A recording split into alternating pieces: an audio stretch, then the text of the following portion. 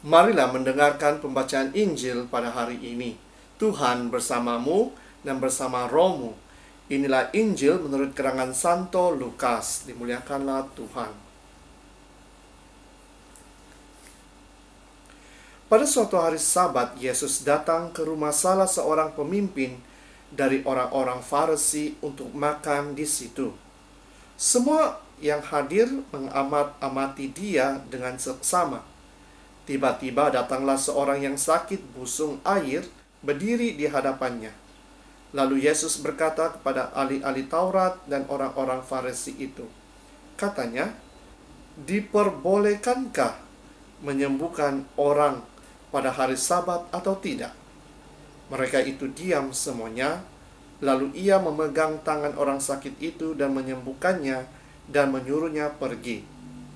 Kemudian ia berkata kepada mereka, siapakah di antara kamu yang tidak segera menarik keluar anaknya atau lembunya kalau terperosok ke dalam sebuah sumur, meskipun pada hari Sabat?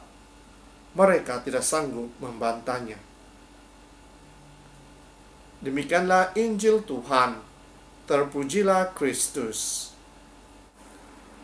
Saudara dan saudari yang seiman dalam Yesus Kristus, di dalam Injil pada hari ini, sekali lagi kita dapat mendengar bagaimana Yesus menyembuhkan orang sakit pada hari Sabat. Di dalam penyembuhan Yesus pada Injil kali ini, kita dapat melihat bagaimana orang Farisi mendapat pelajaran yang paling berharga. Karena bagi orang Farisi, mereka hanya mengikuti segala aturan dan melupakan dari segi perikemanusiaan orang-orang yang memerlukan bantuan daripada mereka.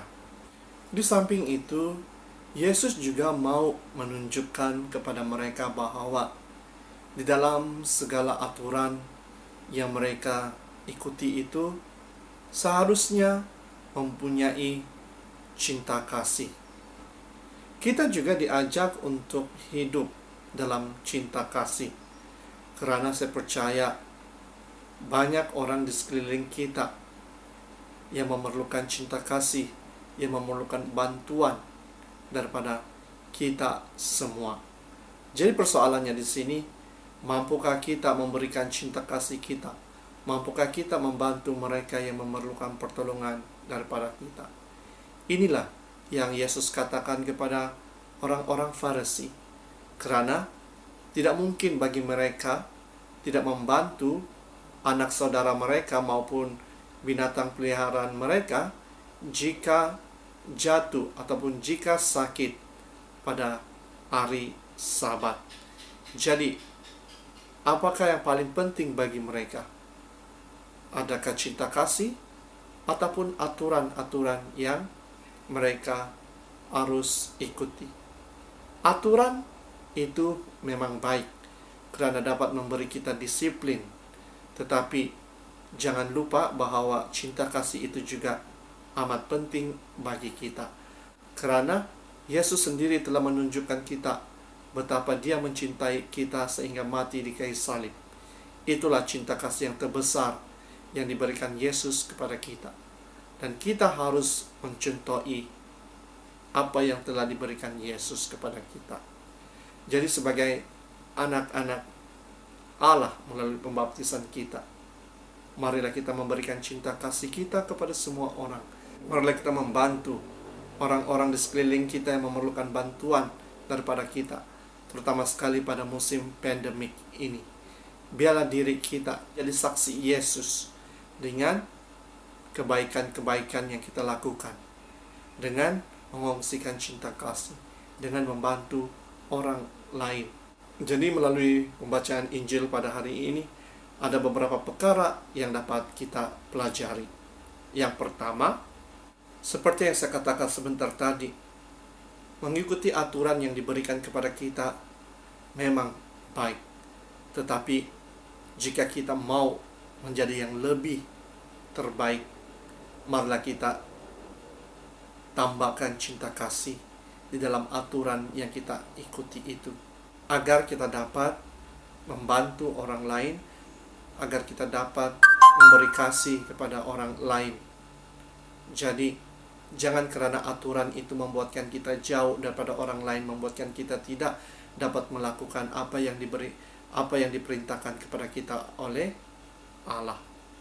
Tetapi biarlah aturan itu dan cinta kasih itu membuatkan kita lebih mengasihi di antara satu sama yang lain.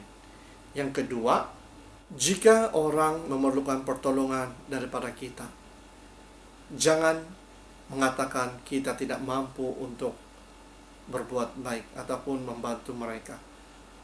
Ataupun jangan menunda sehingga hari esok, tetapi lakukanlah segera.